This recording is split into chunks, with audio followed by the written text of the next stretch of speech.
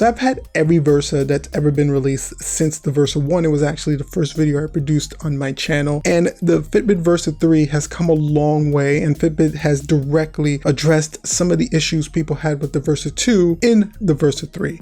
But the question is there enough there to recommend this as an upgrade from a Versa 2 or a Versa 1 for people looking for a new fitness smartwatch, or for someone that's looking to switch over from another smartwatch over to the Versa 3? Is it the right option?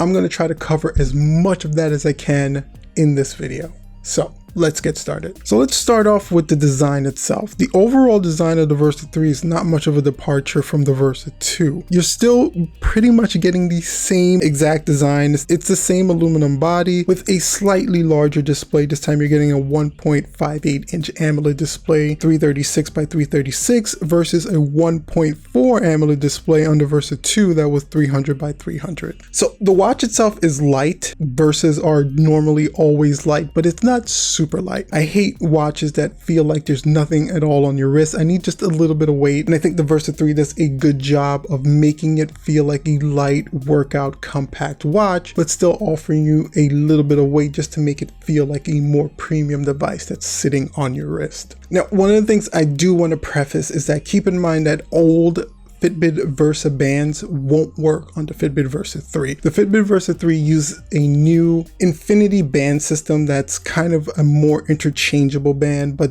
by switching over to that infinity band system, they basically made the Versa 2 and the Versa 1 bands incompatible with any Versa 3 watch that you purchase. So if you're hoping to carry over your bands, I'm sorry, they just won't work. Now the screen itself is still surrounded by bezels, but the screen is colorful, it's bright, it's vibrant. You can read all the information detailed on the screen clearly. No problems at all. I had no issues reviewing all the fitness information, all the tracking information that was on the screen. I had no problems reading it. The screen itself was set to a normal brightness. I didn't have to raise the brightness at all on the screen itself. I really like the overall look of the information as it appeared on the screen. One of the main issues I did have sometimes is the responsiveness with the screen overall. Sometimes I would hit buttons, or sometimes I would hit selections on the screen or swipe up or swipe left, and the screen wouldn't register my swipes or register my taps for some strange reason. So I'd have to re-tap. It happened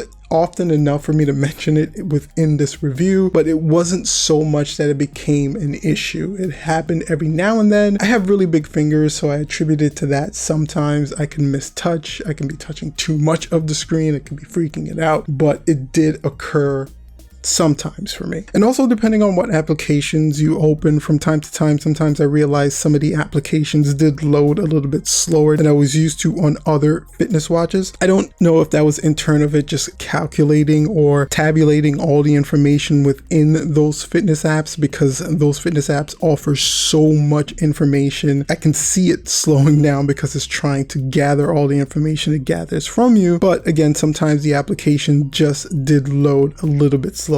And I was not at all a fan of that capacitive touch button. I miss the physical touch button. I tried my best to get used to it, tried my best to like it. I don't like it. Sometimes I would accidentally press that button based on how I would bend my wrist. I'm not a fan of the capacitive touch that they switched over to. I'm sorry if you are. I would prefer an actual button. Now feature-wise is where you're going to see some of the biggest changes from the Versa 2 to the Versa 3. One of the biggest ones, first of all, is this one actually includes a built-in satellite tracking GPS, which is a fantastic addition, considering that with the Fitbit Versa, if you ever wanted to go out on a run or a jog, you would actually have to bring your mobile device with you in order to properly track your progress. With the Fitbit Versa 3, you don't. The GPS is directly built right into the watch, so the watch can track your movement and give you a roundabout route that you've traveled, and it's pretty accurate. I've compared it with my Samsung Galaxy S10 Plus GPS, and side by side the markers matched up fairly well, so I can say that the GPS works pretty well. And you can also pair a set of Bluetooth headphones directly to the Versa so you can listen to music while you're doing your workouts. Keep in mind there are some limitations. You can't upload media directly into the Versa itself. You'd have to listen to that media via Spotify or Pandora. So if you have a Spotify account or a Pandora account, you can log into those accounts on your Versa watch, pair the Bluetooth headphones and listen to music there. You also have all your standard sensors. You have an optical heart sensor, an accelerometer, an altimeter, a SpO2, ambient light sensor, a gyroscope. It has Bluetooth 5.0 and it has the new Pulse 2.0 technology. So this Pulse 2.0 technology is actually a pretty cool thing, especially if you work out a lot. And this is a fitness watch, so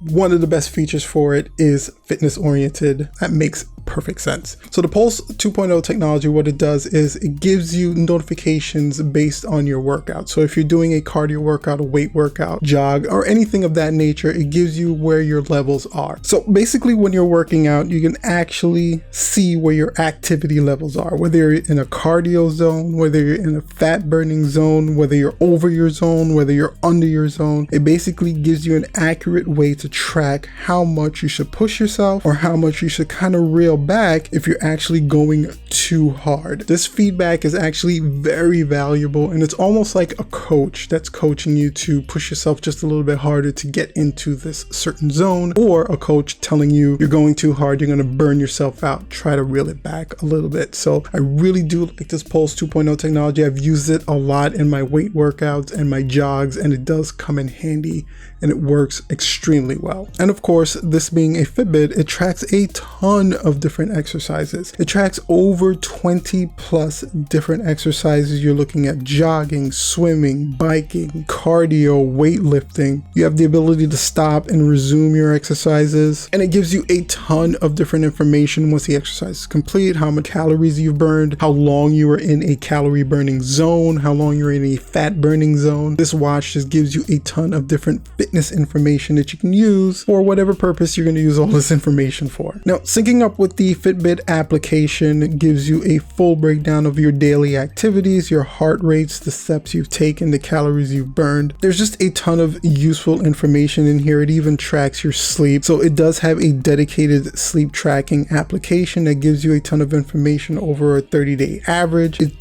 tracks the amount of wake time, REM time, light sleep, deep sleep, and it even gives you a sleep score at the end of the day. One of the things I was hoping for were different tips and information on how to better improve your sleep. It doesn't seem to include that, but it does give you information on when you went to sleep, your bedtime, your wake time, and you can kind of use this information to self-improve your sleep, but there are no built-in tips and tricks or built-in improvements based on the information it's calculating to improve your sleep. Overall, it's just raw information. Now, battery-wise, I did two different battery tests. I did one with the always on display on and the brightness set to normal, and I was able to get about 4 days of battery, finishing the 4th day at about 8%, making the adjustment to turn the always display off, keeping the brightness again set to normal. I was able to get about 6 days of battery, finishing the 6th day at about 12%. Also keep in mind that this thing has sort of like a quick charge option. It gives you the ability to get 24 hours worth of battery life in just about 12 minutes of charge. So even if you're in a pinch, that's actually a really cool option to have. Connection wise to your phone has always been a hit or miss for me with Fitbit Versas. It sometimes connected, sometimes it was incompatible. The Versa 3 is kind of the same ballpark. I connected it to my Samsung Galaxy S10 Plus, which is my main device that I use, and for the most part it worked. If you go into the Fitbit Versa app itself, you can actually set which applications are allowed to send notifications directly to your watch. I have it to send emails, I have it to send text messages and calls. Calls come through just fine. I haven't had any issues with getting calls or being able to pick up calls. I pick it up from my watch and it goes directly to my phone. Text messages are hit or miss. Sometimes I get text messages, sometimes I don't. Emails don't come through at all. I have the Gmail application that's linked. Whenever I receive emails to my Gmail account, nothing really comes through on the Versa itself, but I do see the notifications appear on my phone. So I'm not sure why that's happening. So for the most part, again, phone calls work just fine. Text messages are kind of a hit or miss. Emails,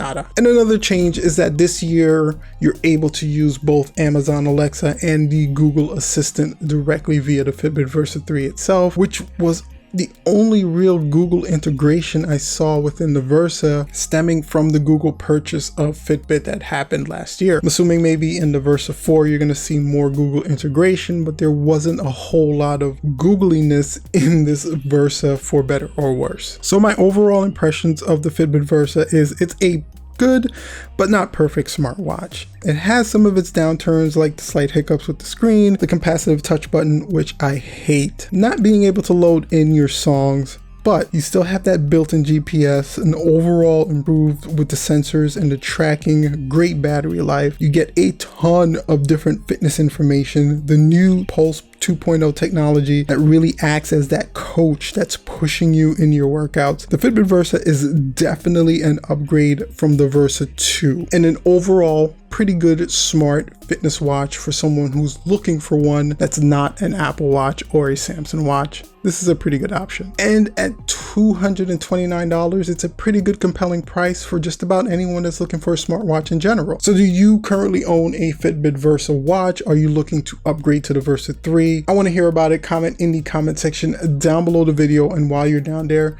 if you enjoyed the video, don't forget to hit that like button and subscribe button with that bell for notification. The bell's actually pretty important because it's the only way you guys are going to know and release some cool, helpful content like this one. Until next time, guys, you can check out some of the other videos we have on the channel. I'm going to put them up there. And as always, make sure to stay safe. And until I see you next time, peace out.